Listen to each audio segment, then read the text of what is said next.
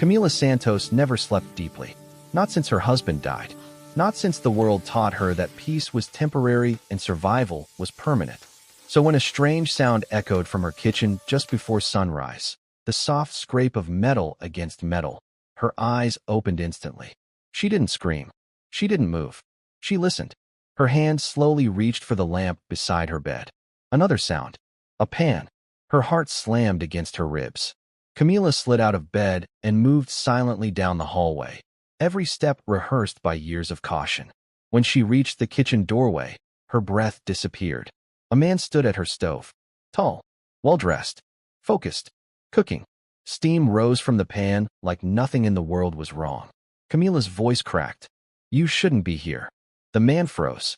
Slowly, carefully, he turned around. David Mitchell, billionaire CEO. The man whose name hung on the glass building she cleaned every night. The man who decided salaries without knowing faces. The man who had never once looked at her. Yet now he stood in her kitchen like he belonged there. "I know," David said quietly, "but I don't know how I got here." Camila backed away. Her mind raced. Her daughter. She thought of her daughter. She rushed past him toward the bedroom. The door creaked open. Her daughter slept peacefully, clutching her blanket, unaware of the danger standing 10 feet away. Camila exhaled shakily and returned to the kitchen, anger overtaking fear. "How did you get into my house?" she demanded. David rubbed his forehead. "There's a gap in my memory," he said. "The last thing I remember is leaving a board meeting. There was an argument. Then darkness." Camila noticed the cut on his head. "You need to leave," she said. "I will," David replied quickly. I don't know where to go." She laughed bitterly. "Must be hard," she said, "not knowing where you belong." The words hit him. He sat down. Camila Santos didn't dream of being invisible. She became invisible because it was safer. After her husband's death at a construction site, a death the company settled quietly, Camila learned the cost of existing without protection. Interviews led nowhere. Promises vanished. But Mitchell Industries always needed cleaners. So she worked nights. She cleaned offices where executives spoke freely. They joked. They complained. They plotted layoffs while sipping expensive drinks. They forgot she existed. Camila listened. Not for revenge. For survival. She memorized names. Saved files. Recorded conversations. Not because she wanted power, but because she knew someday she might need proof that she mattered. David stared at the food in front of him. "You don't trust me," he said. "No," Camila replied. "And you've never trusted people like me either." David swallowed. "You're right." That honesty startled her. Before she could respond, her phone rang. Unknown number. She answered. "Camila Santos," a calm voice said. "This is Rebecca Mitchell." David stiffened. "Rebecca, his sister. The real power." Rebecca spoke slowly, carefully. "We know where my brother is. And we expect your cooperation." Money was offered. Then silence. Then consequences. Camila declined. Rebecca's tone hardened. "You should think about your child," she said. The call ended. Camila's hands shook. David looked pale. "She doesn't make empty threats," he said. Camila met his eyes. "Neither do I." By afternoon, Camila received the email. Employment terminated. No reason. No warning. 3 years erased. David stared at the screen. "They fired you because of me." Camila shook her head. "They fired me because they thought I was disposable." That night, Rebecca called again. This time, there was no politeness. "Accidents happen," Rebecca said, "especially to children." Something in Camila snapped. She hung up and opened a folder she had never shown anyone. Recordings, emails, internal memos, discussions of racial profiling, targeted layoffs, cover-ups. Camila hadn't planned revenge. She planned insurance. She called Dr. Marcus Hamilton, a civil rights attorney. When Marcus listened, he went silent. "They have no idea who they fired," he said. "They will," Camila replied. Lawsuits followed. The media exploded. Stock prices crashed. Executives turned on each other. David Mitchell stood before cameras.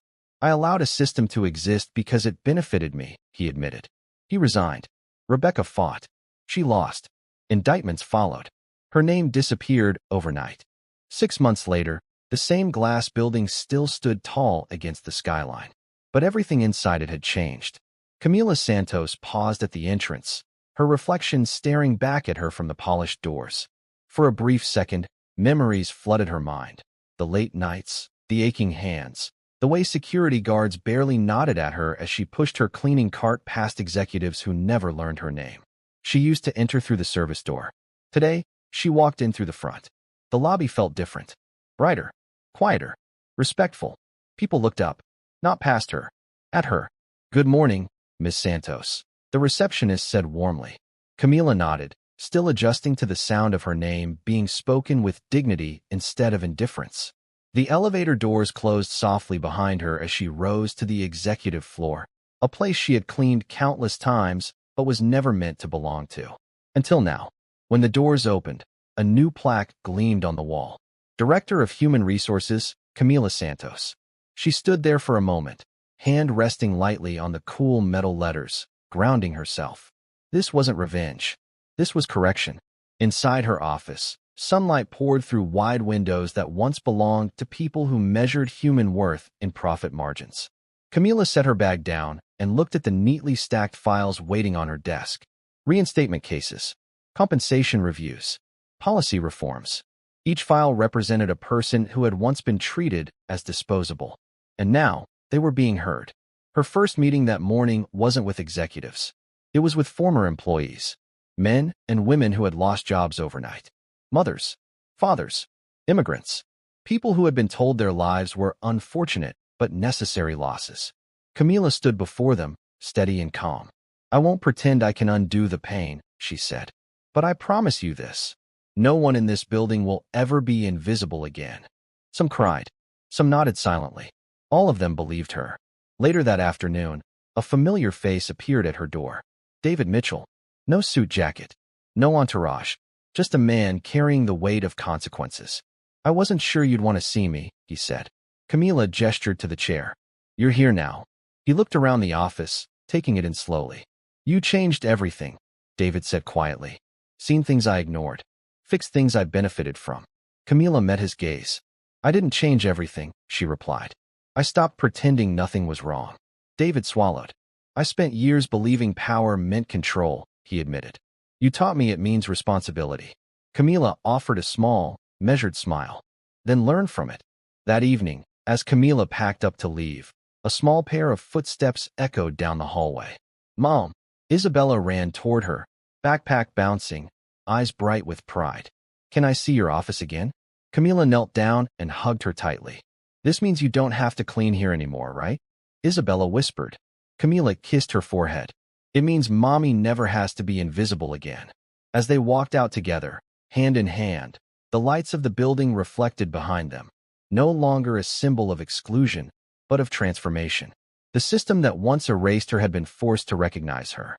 Not because she begged, not because she broke, but because she endured, prepared, and finally stood where she always belonged.